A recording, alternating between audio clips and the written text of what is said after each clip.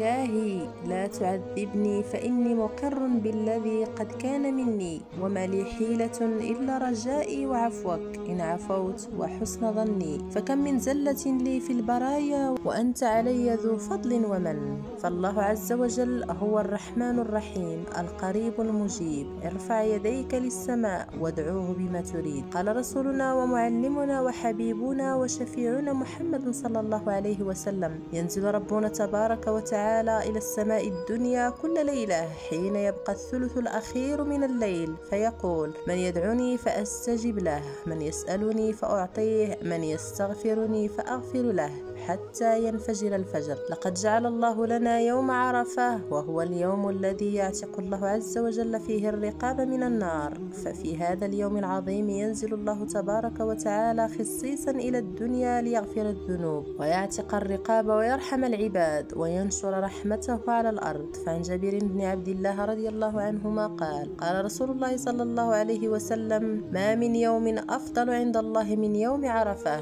ينزل الله تبارك وتعالى إلى سماء الدنيا فيباهي بأهل الأرض أهل السماء، فيقول: انظروا إلى عبادي، جاءوني شعثا غبرا ضاجين، جاءوا من كل فج عميق، يرجون رحمتي ولم يروا عقابي، فلم ير يوم أكثر عتقا فيه من النار من يوم عرفة. فاللهم اجعلنا من عتقائك في يوم عرفة وفي كل يوم فاضل يا أكرم الأكرمين. فما أشرف هذا اليوم وما أعظمه، ما أوسع فضل الله عز وجل فيه، يوم بعامين من الأجر والمغفرة والرحمة والبركة، يكفر الله عز وجل برحمته وكرمه ومنه بصيام هذا اليوم يوم عرفة ذنوب عام مضى وذنوب عام مقبل. ذلك اليوم الذي يباهي الله عز وجل فيه الملائكة الكرام وهم في الملأ الأعلى بعباده القادمين إليه من كل فج عميق. قال النبي صلى الله عليه وسلم: إن الله يباهي بأهل عرفات أهل السماء، فاللهم اكتب لنا حج بيتك والوقوف بعرفات ومغفرة الذنوب وإقالة العثرات وإنزال البركات والرحمات منك يا رب الأرض والسماوات. فيوم عرفة مشاهدي الكرام هو يوم إجابة الدعاء، بل هو أفضل يوم للدعاء. قال صلى الله عليه وسلم: أفضل الدعاء دعاء يوم عرفة، وأفضل ما قلت أنا والنبيون من قبلي: لا إله إلا الله وحده لا شريك له، له الملك وله الحمد وهو على كل شيء قدير. ففي يوم عرفة كل العباد يرفعون أيديهم تضرعا وخشية ودعاء إلى ربهم، يرجون رحمته ومغفرته ويخشون عذابه ويرجون منه عتقا من النار وكتابة في الأبرار الأخيار من أهل الجنات والنعيم. يرجو الرحمة والمغفرة من الله الملك الجبار، الكل عبيد له عز وجل، يطمعون أن يقبل ربنا عز وجل تضرعهم، يباهي بهم ملائكته فرحة بإيمانهم وطاعتهم له سبحانه وتعالى. كما أن يوم عرفة هو اليوم الذي أقسم به الله عز وجل أكثر من مرة، والعظيم جل جلاله لا يقسم إلا بعظيم، فهو اليوم المشهود في قول الله تبارك وتعالى في سورة البروج: وشاهد ومشهود. فعن أبي هريرة رضي الله عنه قال: قال رسول الله صلى الله عليه وسلم: اليوم الموعود يوم القيامة، واليوم المشهود يوم عرفة، والشاهد يوم الجمعة، وهو الوتر الذي أقسم الله عز وجل به في قوله: والشفع والوتر. فقال ابن عباس رضي الله عنهما: الشفع يوم الأضحى والوتر يوم عرفة، وهو أيضا قول عكرم والضحاك رحمهما الله ورضي عنهما. فاليوم الذي أخذ الله عز وجل فيه الميثاق على ذرية آدم عليه السلام. عن ابن عباس رضي الله عنهما أن رسول الله صلى الله عليه وسلم قال: إن الله أخذ الميثاق من ظهر آدم بنعمان، يعني عرفة، وأخرج من صلبه كل ذرية